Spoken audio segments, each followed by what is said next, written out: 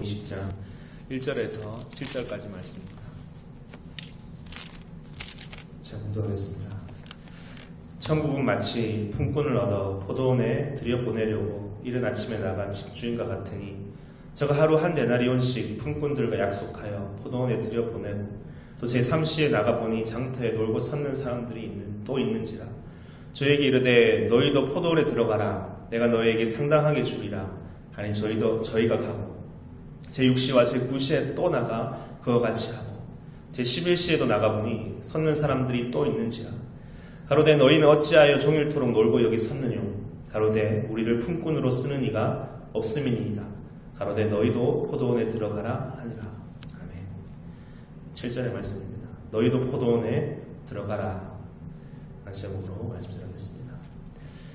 예수님의 천국 비유, 천국에 대한 비유의 말씀입니다. 천국이란 곳이 어떤 곳일까? 참 궁금하고 알고 싶은 거 아니겠습니까? 어떤 사람은 이런 곳이다, 어떤 사람은 또 저런 곳이다 말할 수 있을 것입니다. 그런데 예수님께서는 도대체 이 천국에 대해서 어떻게 말씀하셨을까? 참 우리가 궁금하지 않겠습니까? 예수님께서는 그 천국을 어떤 곳이라고 하셨을까? 하나님 나라는 어떤 곳인가? 믿는 자들에게는 이 하나님 나라에 대한 소망이 있습니다. 오늘 찬양한 것처럼, 오늘 기도한 것처럼 믿는 자들이 정말 알고 싶고 또 가고 싶고 길이 살고 싶은 것이 하나님 나라일 텐데 우리가 오늘 말씀을 통해서 예수님께서 이 천국을 아주 우리에게 가깝게 당겨주시는 것입니다. 저 멀리 보이지 않게 멀리 있는 것이 아니라 어떤 관념적인 것이 아니라 다다를 수 없게만 느껴지는 것이 아니라 아주 우리의 삶의 자리에서 가까이 있다는 것을 주의 말씀을 통해서 우리는 보고 깨닫게 되는 것입니다. 예수님께서는 천국은 마치 이런 곳이다 라고 말씀하시면서 결론부터 이렇게 말씀하시면서 가르치기 시작하시는 겁니다. 이런 곳이 천국인데 한번 들어볼래? 라고 하시면서 천국에 대해서 설명하시는 것입니다. 1절을 보면 천국은 아침에 나간 집주인과 같다라고 하셨습니다.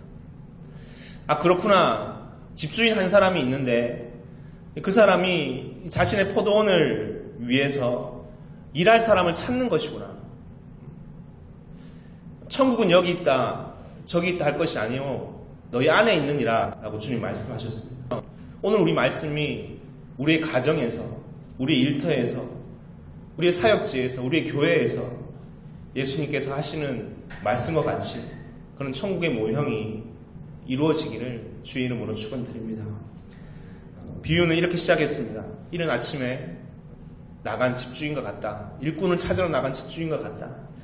2절을 보면 저가 한 데나리온씩 품꾼들과 약속하여 포도원에 들여보냈다.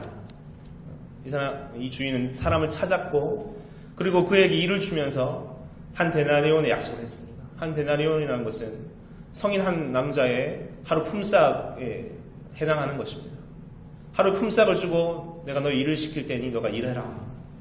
들여다보낸 겁니다. 이른 아침부터. 3절을 보면 또 제3시에 나가보니 장터에 놀고 섰는 사람이 또 있는지라.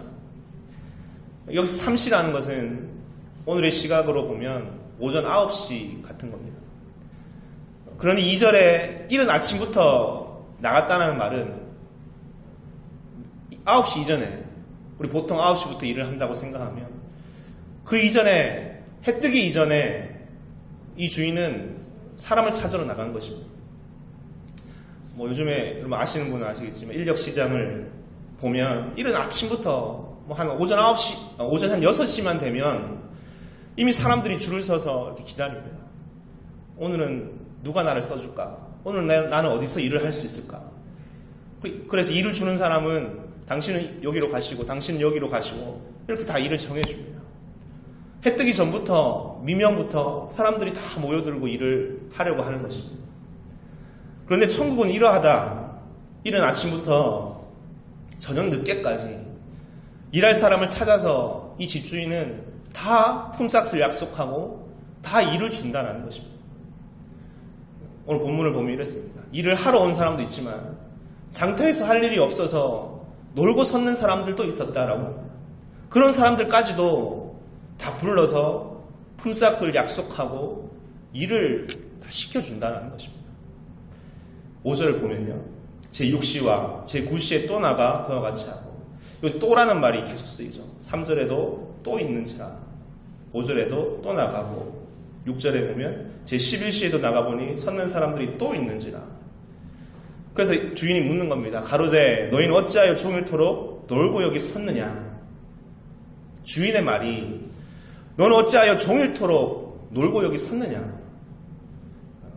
우리 그렇잖아요. 해가 있는 동안 일을 하는 것인데 지금 해가 니웃니웃 다 져가고 있는 것입니다. 이미 하루 일과를 다 마치고 이제 마무리 정리를 할 때인데 주인은 그때도 나가서 일을 할 사람을 찾는 것입니다. 우리는 이 안에서 무엇을 발견할 수 있냐면 하나님의 크신 사랑과 자비를 발견할 수 있습니다. 우리가 이것을 볼 수 있는 자들이 다 되기 바랍니다. 그래서 주의 일을 하는 것만큼 그것처럼 행복한 것은 없는 겁니다. 감사한 것은 없는 것입니다. 지금 이 주의 부르심을 받는 자의 모습은 어떠했냐면 아무 할 일이 없어서 놀고 섰던 자리였다는 것입니다. 여기서 어느 누가 나는 정말 지금 바쁩니다. 저는 할 일이 많습니다. 라고 한 사람은 아무도 없습니다. 그런데 여러분, 우리는 그럴 수 있습니다. 주로부터 부르심을 받은 자의 자리가 어떤 이는 학업에, 어떤 이는 입시에, 어떤 이는 취업에, 돈벌이에, 다른 여러 가지 일들로 사실 바쁘다고 할 수도 있는 것입니다. 오늘날 수많은 사람들을 한번 보십시오. 길거리를 지나가는 수많은 사람들이 정말 바쁘지 않습니까? 그들에게 복음을 전한다 치면 정말 바쁘다는 이유로 그걸 거절하는 사람이 얼마나 많이 있습니까? 내가 일을 하는 것인지 아니면 일이 나를 이끌어가는 것인지 모를 정도로 생각할 겨를도 없이 아침에 일찍 나갔다가 저녁에 오는 인생이 그런 반복하는 인생을 수많은 사람들이 살고 있지 않습니까? 그런데 그런 자들에게 어찌하여 놀고 섰느냐라는 주인의 말에 그들의 대답은 무엇이었냐면 우리를 일꾼으로 써주는 자가 없기 때문에 그렇습니다 라고 대답합니다.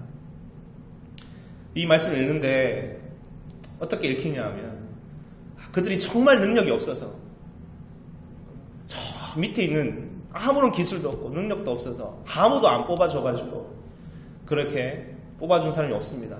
그렇게 읽을 수도 있지만 또 어떻게 읽히냐 하면 진정 나를 일꾼으로 써주는 사람이 없습니다. 이렇게도 읽을 수 있습니다. 나를 세상은 종처럼 부리기만 하고 우리 흔히 그런 말 하지 않습니까? 단물만 쏙 빼먹는다. 그리고 나를 버려버립니다. 내 미래나 나의 꿈이나 나의 비전과는 아무 상관없이 오직 주인의 자신들의 이익을 위해서 나를 이용하고 나의 시간과 나의 정열과 내 불타오르는 이 청춘을 다 불살라 버리게 하고 이제 저는 껍데기만 남아져 있습니다. 지금 다 그런 자들인지 모릅니다. 그래서 놀고 있는 자들이 됐다. 진정한 나의 가치와 나의 나됨을 알아주는 주인이 없습니다. 우리 마태복음 4장에 보면 네 제자의 부르심이 있습니다. 베드로, 안드레, 요한, 야고보가 어떻게 예수님으로부터 부르심을 받았습니까? 그들의 자리는 이 마태복음 20장의 자리와 너무나 똑같이 닮아 있습니다. 그들은 너무나 바쁜 삶이었습니다. 배에 올라서 어떤 이는 물고기를 잡고 있었고 어떤 이는 물고기를 잡기 전에 그물을 열심히 깃고 있었는데 그 중에 그렇게 바쁜데 예수님이 찾아오셔서 그들에게 하시는 첫 음성은 무엇이었냐면 나를 따르라. 내가 너를 사람 낚는 어부가 되게 하리라 하셨습니다. 더 이상 너는 물고기 낚는 어부가 아니고 사람을 낚는 어부가 되리라. 진정한 우리 안에 있는 귀함과 가치를 알게 해주시는 주님입니다. 그 자리로 세워주시는 주님이신 줄 믿습니다. 주인이 너 무엇을 했느냐 라고 물어볼 때, 너 무엇을 해왔느냐 라고 물어볼 때 사실 아무런 할 말이 없는 것이 우리의 모습입니다. 주인은 너는 왜 놀고 섰느냐. 참 이 말씀이 우리 마음에 깊이 들어오는 것입니다. 우리에게 도전적인 물음으로 그 물음이 내포되어 있는 것입니다. 우리의 이전날의 일이라는 것이 정말 하나님의 일과 하나님의 뜻과 주인의 일과 얼마나 관계되어 있는가, 하나 되어 있는가 생각해 보게 되는 것입니다. 출애굽기 1장을 보면 이스라엘 백성들이 애굽으로 끌려와서 열심히 일을 합니다. 열심히 일을 합니다. 애굽의 종살이를 하는 이스라엘 백성들의 이야기가 출애굽기 1장 이야기인데 열심히 뭔가를 하긴 하는데 근데 알고 보면 이건 애굽의 성을 쌓는 일이었다는 것입니다. 애굽이 더 번성하고 애굽이 더 찬란해지는데 그들이 쓰여지는 것입니다. 하나님 입장에서 보면 정말 억울한 것입니다. 주의 백성이, 하나님의 백성이 그렇게 주의 종이 이 세상의 종으로 살아가는 모습을 주님 어떻게 바라고 계실까? 이 동일한 질문을 하나님께서 이스라엘 백성들이 하시지 않았을까요? 너는 왜 놀고 서 있느냐? 아니 주님 저는 정말 바쁘게 일하고 있는데요. 그런데 넌 누구를 위해서 일하고 있느냐?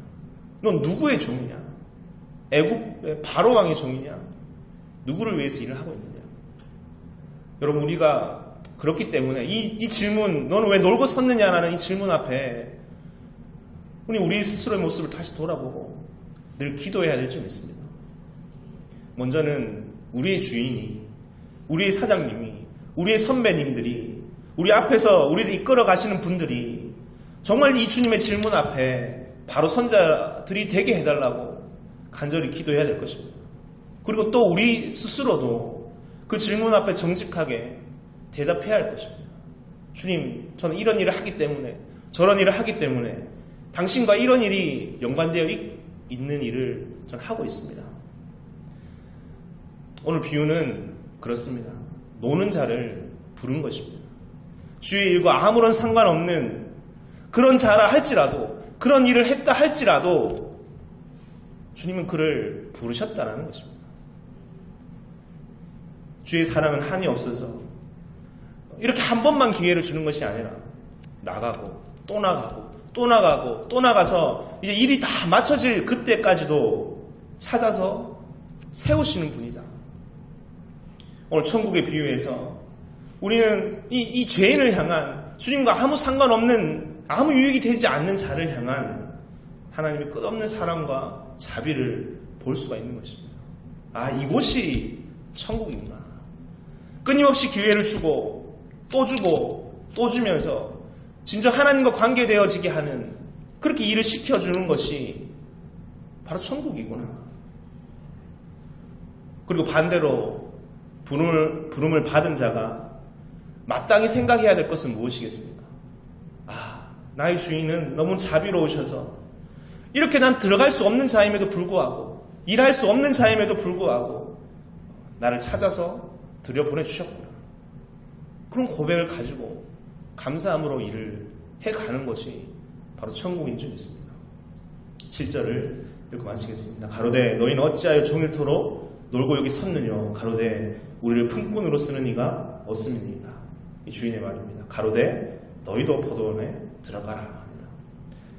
참 귀하고 아름다운 말씀을 11시 마지막에 온 자에게 하십니다. 비참한 자리라 할지라도 아무도 찾지 않는 자의 모습이었다 할지라도 누구도 일을 시켜주지 않는 자리라 할지라도 그 자리에 주님의 부르심이 있었구나. 그래서 천국은 어떤 곳입니까? 이런 자비가 있는 곳입니다. 이런 축복이 있는 곳인 줄 믿습니다. 오늘 제목처럼 너희도 포도원에 들어가라.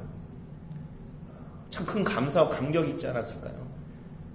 저를요, 저 같은 자도요, 이런 은혜와 자비가 있는 곳, 우리의 자리가, 우리의 사역지가, 우리 일터가, 우리의 교회가 이런 주의 음성이 동일하게 선포되는 이런 하나님의 나라, 천국이 다 되기를 주의 이름으로 축원드립니다. 아멘. 기도하시겠습니다. 사랑의 주님, 너무나 감사드립니다. 알고 보니 참 11시에 온 자 너희도 포도원에 들어가서 일을 하라 라고 하신 주의 음성이 있는 곳이 바로 천국인 것을 주님 우리에게 설명하십니다. 우리는 쉽게 알지 못하고 깨우치지 못해서 내가 하는 일이 바쁘고 내가 하는 일이 열심으로 살고 있지만 하지만 주님은 넌 어찌하여 종일토록 놀고 섰느냐 라고 우리에게 반문하셨습니다. 주님, 우리는 얼마나 주의 일과 주의 뜻과 주님의 그 부르심과 하나 되어 살아가고 있습니까? 주의 음성 가운데 우리가 귀 기울이고 이 도전으로 오는 주의 음성 가운데 대답할 수 있는 자들 될 수 있도록 주여 도와주시옵소서. 주님은 비록 작고 연약하고 아무도 찾지 않는 그 사람에게도 다시 찾아오셔서 내가 품삯을 줄 테니 가서 일하라, 이 귀한 일터로 주님 인도하십니다. 우리의 자리가 바로 그런 자리라면 참 말할 수 없는 감사와 감격으로 주님 앞에 영광 돌리며 살아가는 우리들 다 될 수 있도록 도와주시옵소서. 바로 그것이 천국이다 라고 주님 말씀하셨습니다. 이 자비가 있는 곳, 이 용서와 은혜가 있는 곳, 우리의 자리가, 우리의 일터가, 우리의 사역지가 바로 이런 것이 될 수 있도록 주여 인도해 주시옵소서.